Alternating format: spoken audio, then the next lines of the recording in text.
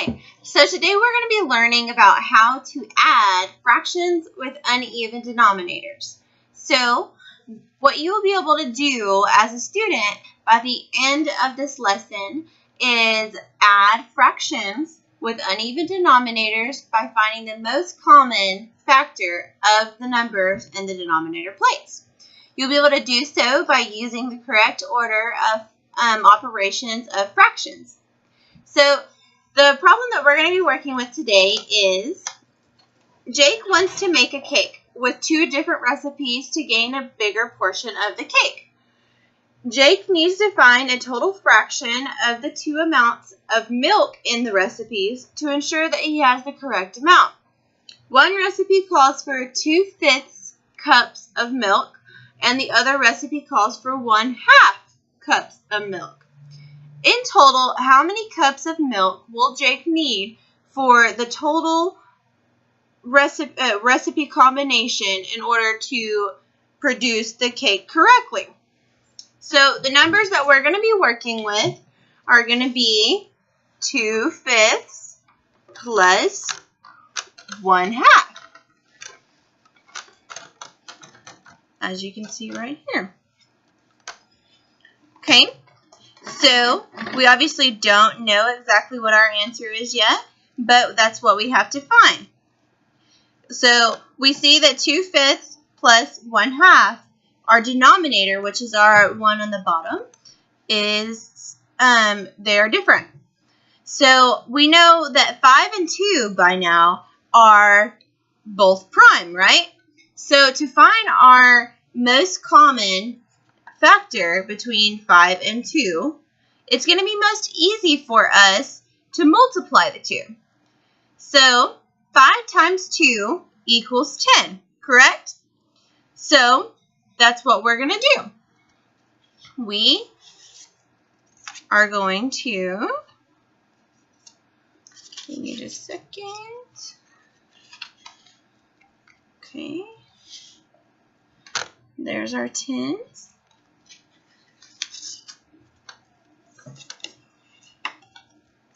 Okay. So what I did was I multiplied the 5 times 2, which gave me 10 on this side, and I multiplied the 2 times 5, so vice versa, right? So in the end, we still have the 2 and the 1 in both of our sections, right? So whenever we convert them to tenths, what do we need to do? That's a good question.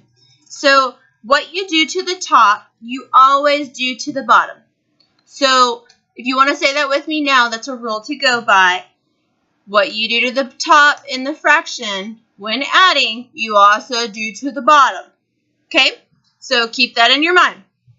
So since we multiplied the 5 times 2, we multiplied the 2 times 2, which gives us what? Gives us 4, right? So I have 4/10 on this side. Now, on this side, we multiplied the 10 times 5, so that means the 1 we're going to multiply times 5 as well, right?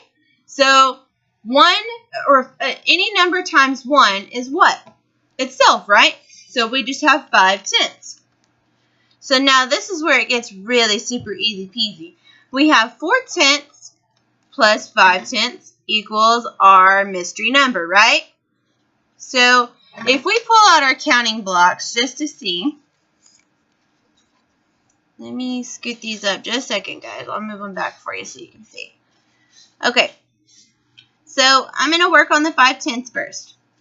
So I have 5.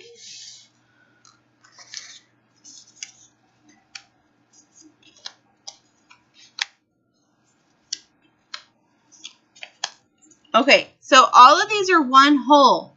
This is one whole for the 5/10. So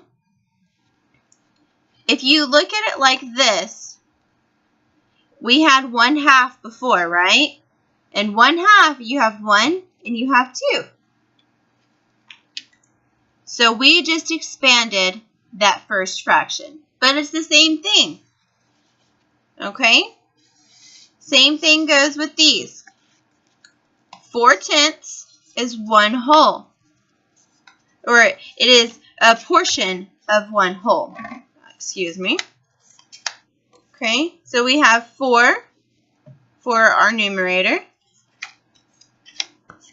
And we have 6 for our denominator. But in the end, it is still 4/10, because 10 out of 10 would be our whole. Okay, so all we do when we're adding them, now that we have our common denominator, by finding the most common factor, the 10 does not change. It does not change whatsoever. So all we're going to do is don't even look at the 10 when we're adding. Once you have your most common denominator, don't just cover those right up. And all we see is the 4 and the 5. So then again, I want you to go ahead and take your counters, and I want you to put 4 right above that 4. So there's 4. And then on this side, we have 5, right?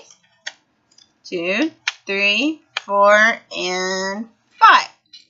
Okay, so we can make this really easy and go 1, 2, 3, 4, 5, 6, 7, 8, 9. So 5 plus 4 equals 9. And we know that because we counted it. That's what it was together. And like I said, that 10's our friend. It doesn't change at all. Once we have our most common denominator, we've given it enough help already. So now that we're adding the fractions, like I said, the 10 is our friend. So it comes over here.